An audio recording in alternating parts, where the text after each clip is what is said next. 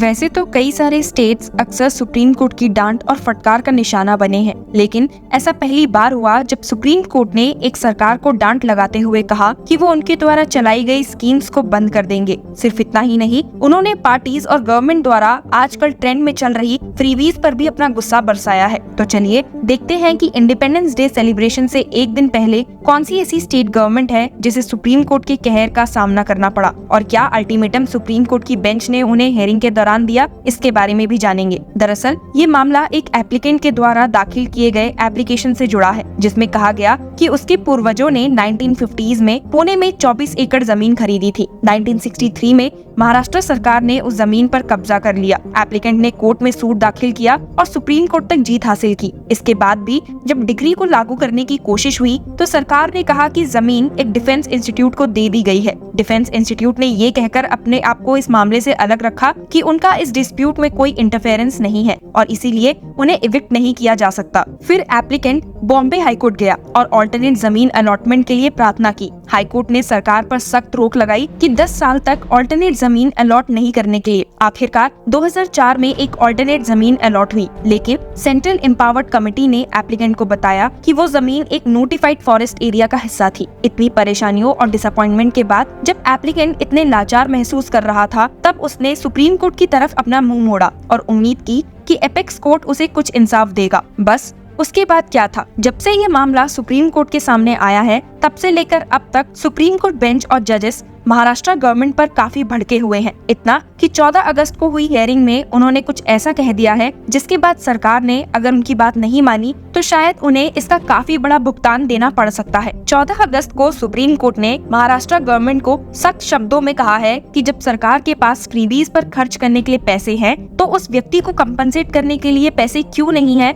जिसकी जमीन सरकार ने गलत तरीके से कब्जे में ली है। जस्टिस BR गवई और KV विश्वनाथन की बेंच ने कहा है कि जब आपके पास पब्लिक एक्सचेकर के हजारों करोड़ों फ्रीबीज में वेस्ट करने के लिए हैं, तो आपके पास उस व्यक्ति को पैसे देने के लिए पैसा क्यों नहीं है जिसकी जमीन बिना कानूनी प्रक्रिया के ली गई है। आपको बता दूं कि 13 अगस्त को भी सुप्रीम कोर्ट ने इसी मैटर में महाराष्ट्र सरकार को शार्पली रिब्यूक करते हुए कहा था कि अगर सरकार एक रीजनेबल अमाउंट के साथ नहीं आई तो कोर्ट स्कीम्स जैसे लाडली बहना को रोकने का ऑर्डर देगा और इलीगली एक्वायर की गई जमीन पर बने स्ट्रक्चर को तोड़ने का डायरेक्शन भी देगा। इस सुनवाई में जस्टिस गवई ने कहा है कि हम आपकी सारी स्कीम्स जैसे लाडली बहना, लाडली बहू सब रोक देंगे अगर हमें ये पाया कि आपका अमाउंट रीजनेबल नहीं है। हम ऑर्डर देंगे कि 1963 से आज तक उस जमीन का इलीगल इस्तेमाल के लिए कंपनसेशन दिया जाए, और अगर आप वो जमीन एक्वायर करना चाहते हैं तो नई लैंड एक्विजिशन एक्ट के तहत करना पड़ेगा। इसमें जस्टिस गवई ने और स्टर्नली कहा था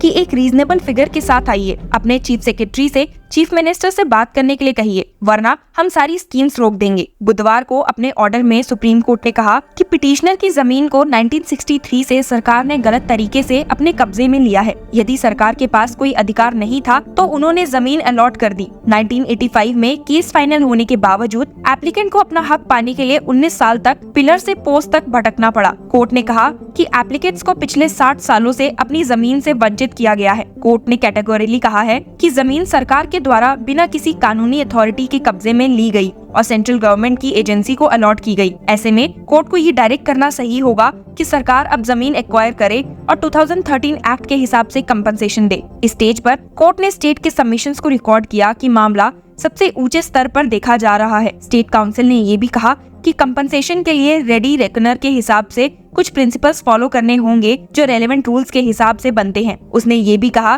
कि ये प्रोसेस कम से कम 3 हफ्ते ले लेगा। कोर्ट इस सबमिशन से प्रभावित नहीं हुई और रिकॉर्ड किया कि अगर राज्य सरकार कुछ मामलों में अर्जेंसी से काम लेना चाहती है तो फैसले 24 घंटों में लिए जा सकते हैं। फिर भी कोर्ट ने स्टेट को कंपनसेशन का काम करने के लिए और समय दिया। मैटर को 23 अगस्त तक एडजर्न करते वक्त कोर्ट ने साफ किया कि अगर स्टेट एक प्रपोजल के साथ नहीं आती तो कोर्ट अपने मुताबिक ऑर्डर्स पास करने के लिए मजबूर होगी। कोर्ट ने ये भी कहा कि उसको स्टेट के द्वारा उठाए गए कदम से कोई मतलब नहीं है, बल्कि फाइनल डिसीजन ही उनका कंसर्न है। कोर्ट ने ये भी स्पष्ट किया कि अगर लगता है कि किसी भी तरह से ध्यान नहीं दिया गया तो ना सिर्फ नए एक्ट के तहत कंपनसेशन देने का डायरेक्शन दिया जाएगा, बल्कि स्टेट के सभी फ्रीबी स्कीम्स को सस्पेंड किया जाएगा। जस्टिस गवई ने कहा, अगर हमें ये लगता है कि ध्यान नहीं दिया गया है और एप्लीकेंट को कोर्ट तक आने के लिए परेशान किया गया है तो हम नया एक्ट के तहत कंपनसेशन देने का डायरेक्शन देंगे और तब तक जब तक वो अमाउंट पे नहीं होता आपके सब फ्रीबी स्कीम्स को सस्पेंड कर देंगे। आप इस बात पर ध्यान दें, तभी उन्हें समझ में आएगा